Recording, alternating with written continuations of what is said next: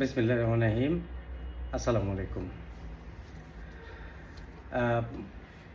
আমি মূলত আজকের আমার বিষয়টা হচ্ছে, আপনারা জানেন যে গত ২ দিন বা ৩ দিন আগে মান্দাতে একটি বর্ধিত সভা হয়েছে মান্দা থানা বিএনপির উদ্যোগে।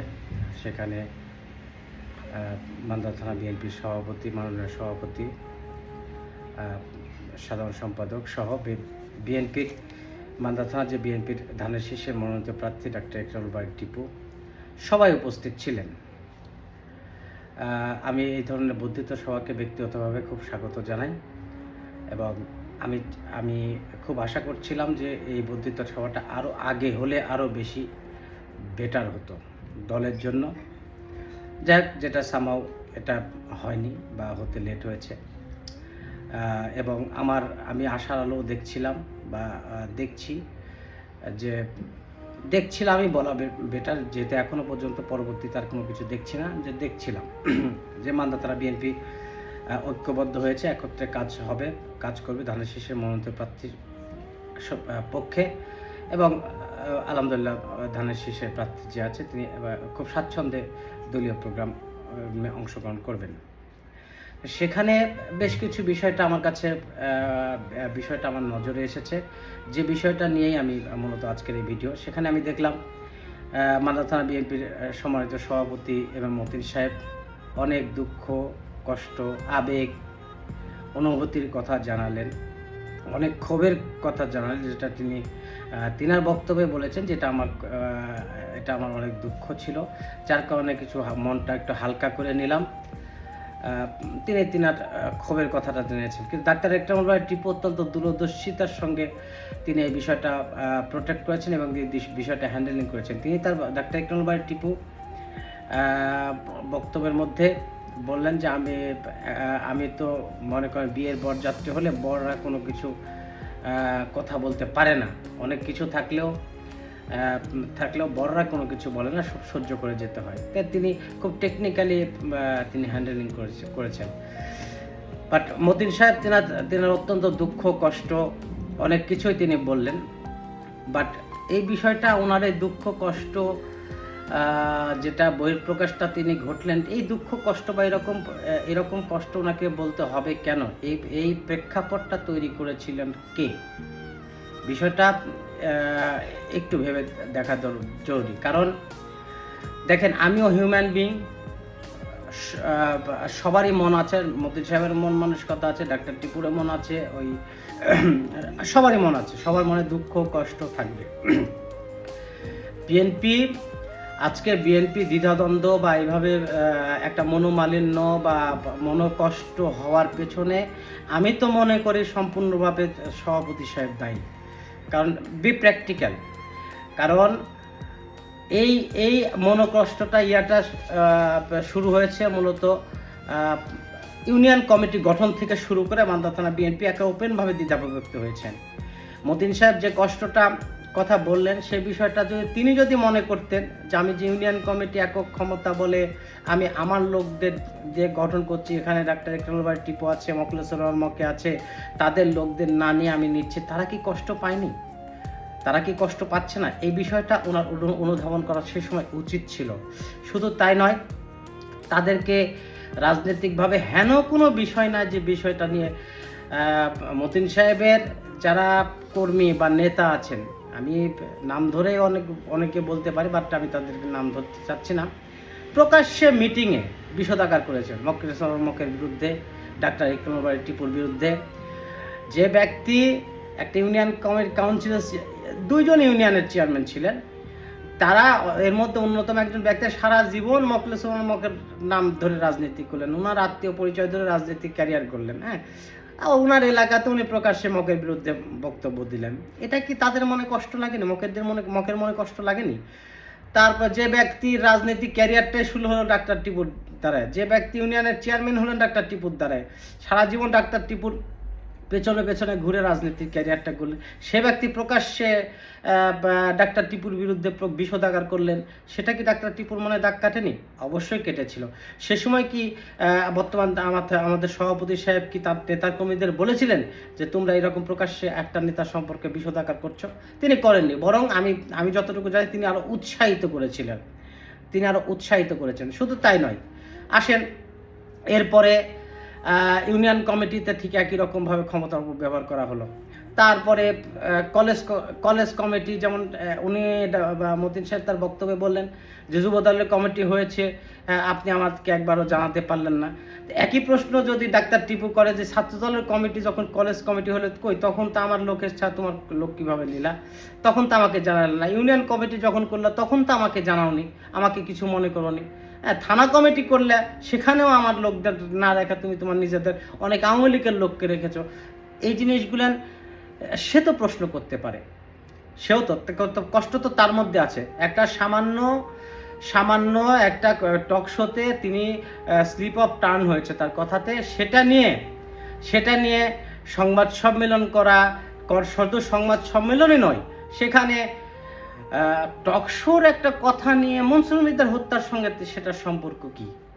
টকশোতে যদি সে কোনো স্লিপ অফ টার্ন করে থাকে সেটা তো এটা রিলেটেড, এটা যে ইন্টারভিউ করার কোনো কিছু, সংবাদ সম্মেলন করে বিক্ষোভ মিছিল করার দরকার, সেখানে আবার মনসুর মির্জার হত্যাকাণ্ড টানার কারণটা কি? সেখানে তার ওই ফাঁসি চাওয়ার নেমপ্লেটটা ঝুলানোর কারণটা কি? তো এই জিনিসগুলো কি তাদের মনে, ডাক্তার টিপুর মনে কষ্ট লাগেনি? অবশ্যই লেগেছে। কষ্টটা কে দেওয়া শুরু করেছে বা কে এটার চালু করেছে, এই ট্রেন্ডটা চালু করেছে, এই দ্বিধা বিভক্ত রাজনীতির ট্রেন্ডটা, সেটা তো আমার সভাপতি সাহেব যদি অনুধাবন করতেন, সেই বিষয়টা তিনিও যদি বক্তব্যের মধ্যে তুলে যদি তিনি সরি বলতেন, দুঃখ প্রকাশ করতেন, সেই বিষয়টা নিয়ে যদি তিনি বলতেন যে এটা করা আমার ভুল হয়ে গেছে, তাহলে বিষয়টা একরকম ছিল। কিন্তু তিনের যে কথাটাতে আমি বুঝলাম যে তিনি যা কিছু করেছে সবই লিগ্যাল। আবার ডাক্তার টিপু এতটুকু ছোট ছোট কিছু দু একটা ভুল হয়েছে, এটাই হচ্ছে বড় বিষয়, এর মধ্যে তার মধ্যে ক্ষোভ। তারপরে বিএনপি কেন্দ্র থেকে প্রাথমিক মনোনীত প্রার্থী ডিক্লেয়ার করলো। আচ্ছা, ওই দিন রাত্রে ডাক্তার টিপু তার বাসায় গেলেন, তাদের সঙ্গে দেখা করলেন, সবই ঠিক আছে। তিনি একটা সভাপতি সাহেব জ্বালাময়ী একটা বক্তব্যও দিলেন দলের পক্ষে কাজ করার সময়। পরের দিন আবার মনোনয়ন বাতিলের জন্য কর্মীদের মাঠে নামিয়ে দিয়েছেন, মনোনয়ন বাতিল করার জন্য বিক্ষোভ মিছিল করেছেন। এই যে দ্বৈত নীতি, এটা কেন করলেন? এটা বিষয়টাও তো আপনার এখানে জবাবদিহি করা উচিত ছিল, যেটা কেন করছে। হ্যাঁ, গণতান্ত্রিক দেশে বা গণতান্ত্রিক সংগঠন এরকম থাকতে পারে, তা আপনি থাকতে পারে, সবই ঠিক আছে। আপনি দলের নীতি নির্ধারণ, রাস্তার মিছিল করে নমিনেশন কিভাবে চেঞ্জ করুন? আপনার যে নমিনেশন চেঞ্জ করার থাকে, সেটা তো হাই কমান্ডে যাবে। আজ থেকে 4 মাস আগে, আজ থেকে 4 মাস আগে আমিও জানতাম, ইভেন আমি ডাক্তার সাহেবকেও বলেছি যে এই টার্মটা আপনি পাবেন। আমি যতটুকু জানি বর্তমান সভাপতি সাহেব একই তার কাছে মেসেজ ছিল যে এই টার্মটা ডাক্তার টিপু হচ্ছে নমিনেশন পাবেন। তা আপনি জানেন, জেনে শুনে আপনি আবার নতুনভাবে এই নাটকটা করেছেন কেন? এই যে এত কিছু বিশৃঙ্খলা তৈরি করার পরও ডাক্তার একরামুল বারী টিপু তার কাছে গেছেন, আপনার কাছে গিয়েছেন, তাদের কাছে শরণাপন্ন হয়েছেন, তাদের সহযোগিতা চেয়েছেন। সহযোগিতা তো করার থেকে দূরের কথা, তিনি একটা বুদ্ধিত সভা করে তিনি তোমার মনের কষ্ট ঝেড়ে, ঠিক আছে, সবই ঠিক আছে, মনের কষ্ট ঝাড়লেন, মনের কষ্ট প্রকাশ করলেন, কোনো সমস্যা নাই। কিন্তু এখন পর্যন্ত, আজকের দিন পর্যন্ত কি আরও ঐক্যবদ্ধভাবে প্রোগ্রাম করেছেন? আমি তো আমার তো ধারণাতে তিনি মনে ঢাকাতে চলে গেছেন বা কোথাও গেছেন কিনা। আজকে পর্যন্ত কি ঐক্যবদ্ধভাবে প্রোগ্রাম করেছেন? তা তো করেননি।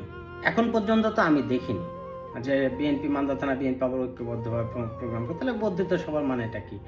সো নিজের বিষয়গুলো, নিজের ব্যর্থতা, নিজের যে হীনমন্যতা, নিজের যে উদাসীনতা, সেটা স্বীকার করে তারপরে একটা ব্যক্তিকে যদি দোষে কাঠগড়ায় দাঁড় করাতেন, তাহলে সেটা ছিল হচ্ছে জাস্টিস করা।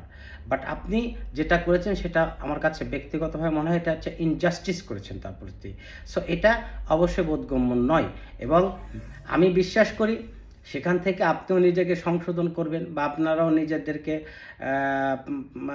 এখান থেকে বের হয়ে আসবেন। আমরা সকলেই চাই মান্দা থানা বিএনপি ঐক্যবদ্ধ হোক। মান্দা থানা বিএনপি সকলে ধানের শীষ প্রার্থীকে, আপনি যদি দলের আদর্শ নীতি মেনে থাকেন, আপনি যেটা বলেছেন যে আমি ভাই ধানের শীষের বাইরে যেতে পারবো না, না আপনি পারবেন না, আপনার বাধ্য এটা।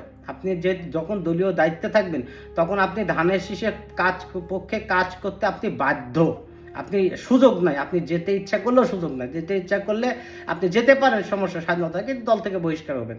দল আপনার পদ স্থগিত করে দেবে, দল থেকে বহিষ্কার হবে। তো এটা দলের রুলস, এটা নতুনভাবে বলার কিছু না। আপনি যেতে পারবো না ওই আদর্শের জন্য না। আদর্শ যদি আপনি মানতেন তাহলে তো ভাই যেদিন ধানের শীষের মনোনীত প্রার্থী ডিক্লেয়ার হয়েছে সেই দিনই তার পক্ষে কাজ করা শুরু করতেন। সুতরাং এই যে এটা সাধারণ মানুষকে বোকা বা ধোকা দেওয়া ছাড়া আর কি আছে এই কথাবার্তা।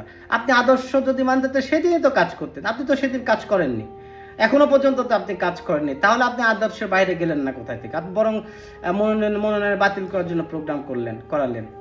সো আর আপনি আদর্শের বাইরে যেতে পারবেন না। এটার কারণটা হচ্ছে আপনি যতক্ষণ পদে আছেন, বিএনপি রাজনীতি করতে হলে দলের চেন অফ কমান্ড মেনে চলতে হবে। না হলে আপনি ব্যক্তি স্বাধীনভাবে কাজ করতে পারেন, কিন্তু দল থেকে বহিষ্কার হবে, দল আপনার পদ স্থগিত করে দেবে। এটা দলের সিস্টেম বা গঠনতন্ত্রের মধ্যেই আছে। সো এটা আপনি ইচ্ছা করলেও দলের বাইরে যেতে পারবেন না। আজ পর্যন্ত এই যে গতকালকে না গত পরশুদিন মনে হয় যুব দলের বর্ধিত সভা হলো। এত বড় ঐক্যবদ্ধভাবে বর্ধিত সভা করলেন, ঐক্যবদ্ধ কাজ করার করলেন। আমি কয়জনকে আপনার এখানে, আপনার যারা যুব দলের আপনার যেসব আন্ডারের নেতাকর্মীরা আছে তাদেরকে তো আমি দেখলাম না মনে হয় বর্ধিত সভায়। তারা তো আসেনি, কেন তাদেরকে পাঠালেন না? নাকি তাদেরকে এরোপ্লেন বা হেলিকপ্টার ভাড়া করে করে ফুলের তোড়া দিয়ে নিয়ে আসতে হবে? এটা তো না।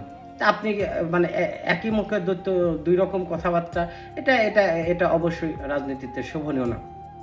তারপর আমি বিশ্বাস করি মান্দা থানা বিএনপি যেভাবে ঐক্যবদ্ধ হওয়ার জন্য চেষ্টা করছে বা করেছে, বা যাই হোক উনি একটা উদ্যোগ নিয়েছে, সেই উদ্যোগটাকে স্বাগত জানাই। এবং ব্যক্তিগতভাবে আমি বিশ্বাস করি মান্দা থানা বিএনপি ঐক্যবদ্ধ হোক এবং সকলে ঐক্যবদ্ধভাবে ধানের শীষের প্রার্থীর পক্ষে কাজ করি এবং ধানের শীষের বিজয় সুনিশ্চিত করি।